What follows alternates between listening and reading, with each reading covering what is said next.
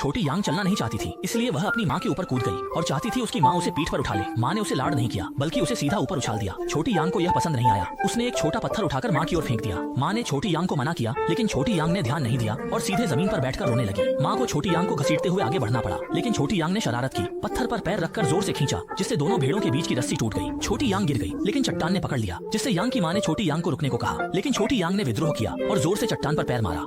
पत्थर टूट गया और छोटी भेड़ को नीचे की ओर खिसकाते हुए ले गया। पहाड़ के नीचे के छोटे से विला में एक विशालकाय व्यक्ति चाय पी रहा था। तभी एक छोटी भेड़ अंदर आ गई और उसके चीनी मिट्टी के बर्तन को टकराकर चकनाचूर कर दिया। विशालकाय व्यक्ति गुस्से में आ गया और छोटी भेड़ को उठाकर खाने की सोची। भेड़ की माँ पहाड़ पर छोटी भेड़ को बचाने उतरी, लेकिन नीचे गिर गई और पहाड़ के साथ साथ नीचे फिसलते हुए सीधे पहाड़ के तल पर बेहोश हो गई। विशालकाय व्यक्ति ने छोटी भेड़ को पकड़ लिया और पूरी भेड़ को भूनने की तैयारी करने लगा, लेकिन छोटी भेड़ ढक्कन लेकर भागने लगी। इतनी परेशानी देने वाली छोटी भेड़ को देखकर विशालकाय ने उसे बर्तन में डाल ढक्कन लगाकर ओवन में रख दिया और प्लेट चुनने लगा। ओवन में भेड़ ने ढक्कन धक्का दिया और चिमनी देखी। भेड़ चिमनी से भागने की सोच रही थी, पर अधिक खाने से मोटी होकर फंस गई। संघर्ष में चिमनी दीवार से खींचकर गिरी और भेड़ विशालकाय के पास लुढ़क गई। इससे विशालकाय गुस्से में चाकू उठा लिया, तभी छत की बीम टूट गई।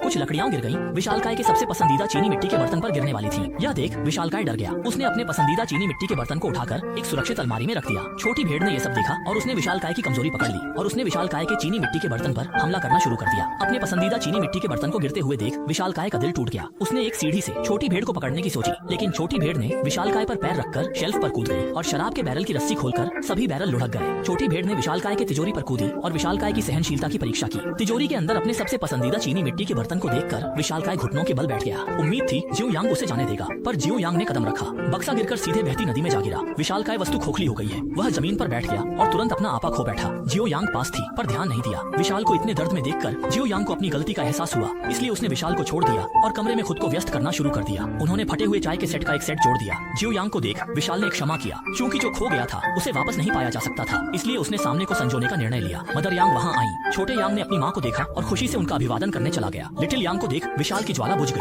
वह अकेला पड़ गया। अचानक जियो यांग ने बाहर यात्रा दिया, जिससे विशालकाय खुश होकर बाहर चला गया। उसने छोटी भेड़ को बिठा लिया। तभी पास का घर अचानक ढह गया। छोटी भेड़ की अनजाने में हरकत से विशालकाय की जान बचा ली। हर नुकसान में कुछ अच्छा होता है। उसने अपनी सबसे प्यारी चीनी मिट्टी की वस्तु खोकर कीमती दोस्ती पाई। घर से बाहर निकलकर छोटी भेड़ के साथ एक नई यात्रा पर निकल पड़ा।